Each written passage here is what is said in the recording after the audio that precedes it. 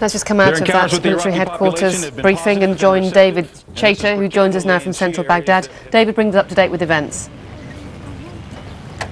Yeah, we're just setting up on a different section of the city here. We've got the roundabout behind us. Just take a look at that. The camera can look at the statue of Saddam, and just through the pillars and down that road is, we understand, 6 blocks down that road is where the American Marines, the long-awaited American Marines, are now actually having liberated one particular section of the city, driving up from the southeast. So we expect at any moment now the sign of the American Marines to be coming just across behind the roundabout behind me. But we have been told that at least one Portuguese crew that was just up that way have been beaten up, had their cameras stolen, their passports taken. So it's a very fluid situation here, as you can imagine. You go 1 block up that way, you get shot at, you get your camera stolen, you get beaten up, and 6 blocks down that way, the Americans are there and people are celebrating their freedom and attacking statues of President Saddam Hussein. We're still stuck in the middle here. We don't quite know what's happening, nor does anybody around us. But it's still a very fluid, very dangerous situation here. Those tanks, those Marines are still not with us. They still haven't arrived as far as we're concerned. There is no sense of freedom here. In fact, quite the opposite. The front line is squeezing in around us, and so is the sense of danger. But we don't know what's taking the Marines so long. If they're not facing any resistance, why don't they keep pushing on up this road to the press center here? But it's getting pretty dangerous for the remaining press here at the moment, because there are armed men around, there are people taking cameras off us, there are people shooting and beating people up just a block away from here, while the Marines are 6 blocks down that way. So we're waiting their arrival pretty anxiously.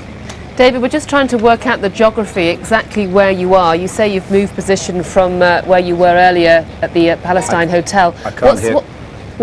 Can you hear me, David? Can you tell us the name of the roundabout? Yes, I can hear you, but you're coming and going, yes. I was just asking you to tell us the name of the roundabout where you are. This is the roundabout. Let me just show you around a bit. If the camera turns with me, we're right by the Palestine Hotel. And you see up on the balcony there, that's where we've been going live for most of this time. This is the hotel that was hit by the tank shell. If you carry on up this way and follow me, up that road is where the journalists have run into trouble. There's been a lot of firing there. There's cameras have been stolen. They've been beaten up, their passports taken. And just down here, and in this mosque is where we saw some Fedayeen taking up position with Kalashnikovs and rocket-propelled grenades.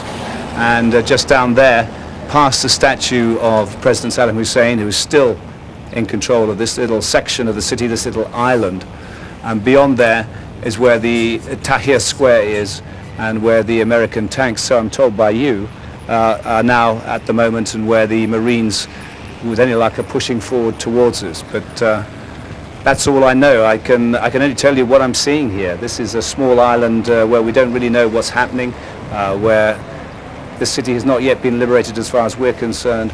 A lot of concern amongst the journalists about what's going to happen, who's going to come down that road there, and if they're going to reach us before the American Marines do, then we're in a lot of trouble. David, what are you hearing? Are there still sounds of battle?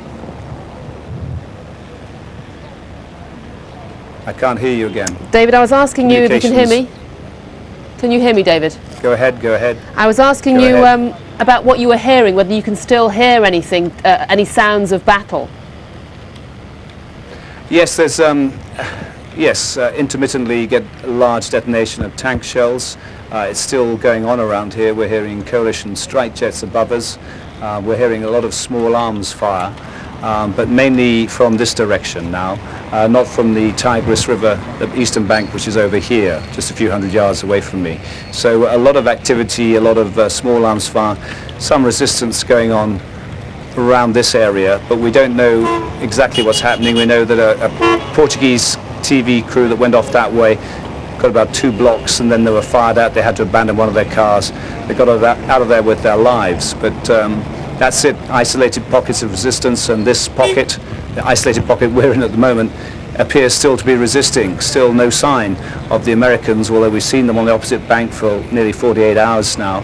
And we know that they've crossed to the north of the city. We know that the Marines are behind us, but they're still not here. There's still no sign of any American presence on these streets. Still very dangerous here, still very tense at the moment.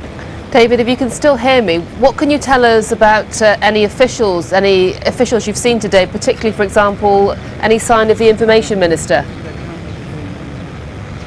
No, I haven't seen the Information Minister since he made that startling appearance on the roof during one of my lives, saying that the Americans had been bloodily repulsed and they weren't anywhere near. But hang on, I'm just being told something. They're shooting. They're half a kilometre or so and they're shooting things up. So. Okay, I've just been told that only half a kilometre away from me, behind me, they're beginning to shoot things up. A lot of resistance is going on. We better withdraw. We are withdrawing. Okay, David, thanks very much.